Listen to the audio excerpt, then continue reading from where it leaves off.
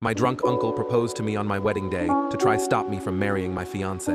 Turns out he was right about her all along. On my wedding day, while my fiance and I were exchanging our vows, my extremely drunk uncle stood up and yelled, "I object!" He started stumbling towards me, and given that he had always hated my fiance, I prepared for a speech about how I shouldn't marry her. Unfortunately, I was wrong. He actually got down on one knee and started declaring his undying love for me. I immediately realized this was an attempt to stop the marriage, so I tried to get him to stand up. However, I was unsuccessful. Eventually, a few people gathered around him, and he had to be picked up by all four limbs and carried out like a human battering ram. The rest of the wedding was strange. My newlywed wife and I tried our best to lift everyone's spirits, but given that they just witnessed that, it's no surprise people went home early. In the weeks and months that followed, my wife Sarah and I tried to move on from the wedding day fiasco, but something felt off. Sarah became increasingly distant. I thought a trip to our favorite golfing spot might help lighten the mood and bring us closer again. Sarah and I used to love spending our weekends there. We were both terrible at mini golf and would often laugh at each other over our terrible swings, but we enjoyed the vibe of the golf spot. I asked her if she wanted to go one Saturday morning while we were having breakfast.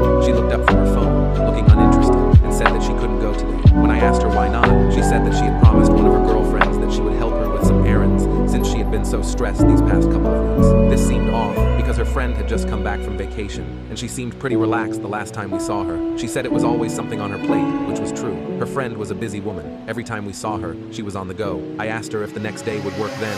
She bit her lip, and she said she had a lot of work to catch up on. I let it go and told her it was all right and that we'd find another day to go, but I couldn't help but feel like she wasn't telling me everything. As Sarah got up to clear the dishes, I couldn't shake the feeling that something wasn't right. We used to prioritize our time together, especially our weekend outings.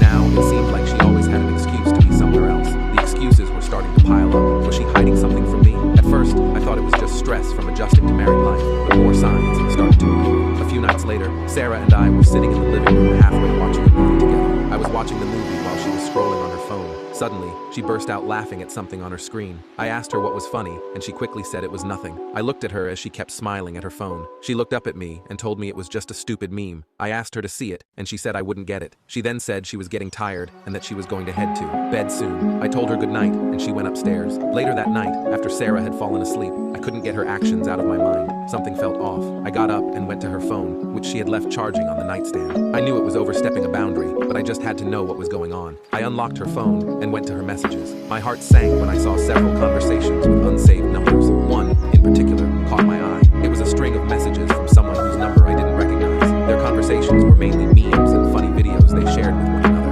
until I scrolled a little bit further up. The guy asked Sarah how her day was. She said it was long and boring and wished she could have spent it with someone fun instead. He then replied, "Maybe the next time I see you, we can skip the boring parts and go straight to the fun." There was no outright talk of cheating, but the subtle flirting and how friendly they were enough to show that something had gone on between them. The laughs from earlier and the casual intimacy in their words all pointed to a connection she was keeping from me. I felt angry, hurt, and confused. Who was this person, and why was Sarah hiding this relationship from me? The doubts and suspicions that I tried to deny had come true. I put her phone back and laid down next to her, staring at the ceiling. My mind was racing with questions and the realization that my marriage was failing before it had a chance to begin. I knew I had to get to the bottom of this, so I decided not to speak on it at the moment until I had solid proof against her to confront her. In the following weeks, I started collecting evidence. I took screenshots of her text messages, spoke with some of our shared friends, and pieced together the timeline of their affair. It was a painful process, but I needed to know the full story before confronting Sarah. I found myself questioning everything. The nights were the hardest. I would lie awake, replaying every moment, every conversation, wondering how I could have missed the signs. One night, I decided to dig deeper. I went through old messages, social media posts, and even emails. I discovered a pattern. Sarah had been very secretive over the past year, with late-night messages,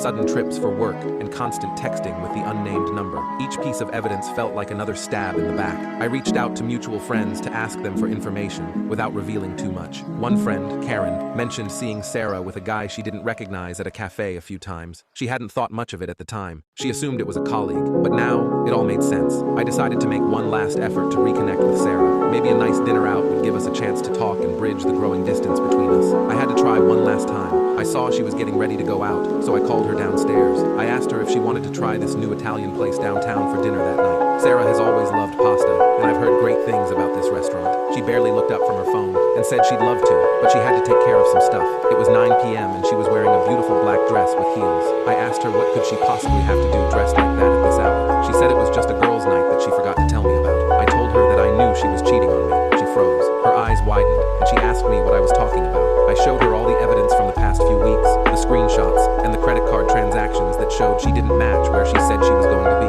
She got defensive, saying that I didn't trust her, and that I knew she wouldn't do anything like that before. She claimed that someone framed her, and those messages weren't her. After I told her that I knew this was her because I found the messages as she was asleep, she said it was not what I thought it was. She said it was just harmless fun, and she didn't do anything with the people she chatted with. She'd been lying to me, avoiding me, and making up excuses to spend time with these people. This was cheating in my eyes. She then tried to make excuses like she was lonely and I was always busy at work. I tried to make plans with her countless times, but I wasn't hearing her. I told her that she had made her choice and that she should stick with it. I told her our friends even said that she was cheating on me. She asked me which friends, and I told her I wasn't going to say.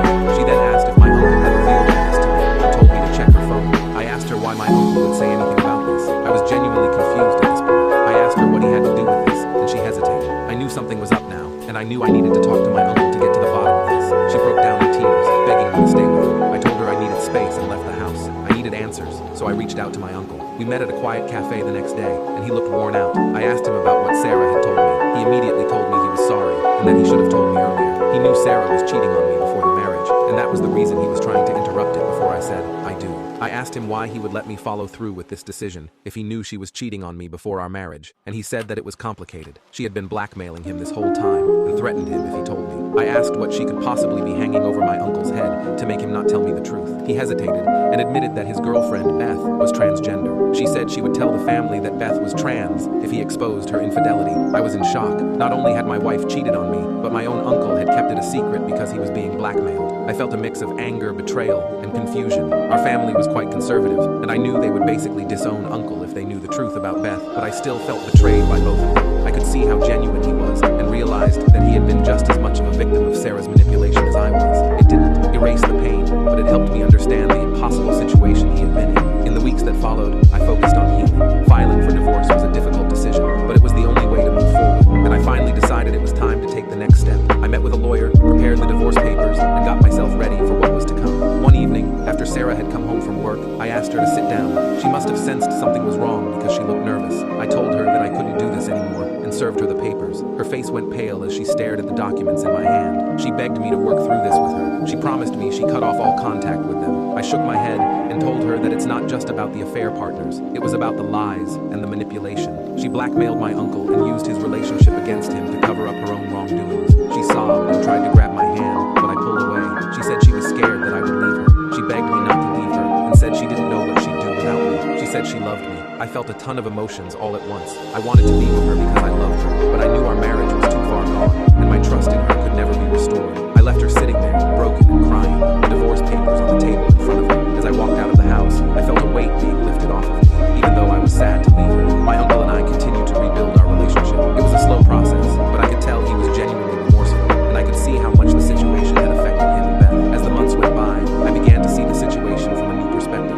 I started therapy, which helped me process my emotions and understand my feelings. Therapy also helped me rebuild my self-esteem. I had been feeling worthless and unlovable, but my therapist helped me see my worth and the positive qualities I brought to a relationship. Slowly, I started to believe in myself again. One of the biggest changes during this period was reconnecting with my passions. I had always loved painting, but during my marriage, I had let it fall by the wayside. Now, with more time on my hands, I picked up the brush again. It was therapeutic. I also started running, which I had never been particularly interested in before. A few years later, I felt ready to dip my toes back into the dating pool. It was intimidating at first, but my friends encouraged me to take it slow and have fun. I went on a few dates, nothing serious, but it was nice to feel desired and appreciated again. One date stood out from the rest. Her name was Courtney, and she was everything Sarah wasn't. She was kind, genuine, and understanding. We clicked immediately, and our first date turned into a long conversation over coffee and then dinner. We shared our past experiences, and she listened without judgment. As we continued to see each other, Emily showed me what a healthy, supportive relationship looked like. She encouraged my passions, supported my decisions, and most importantly, she was honest.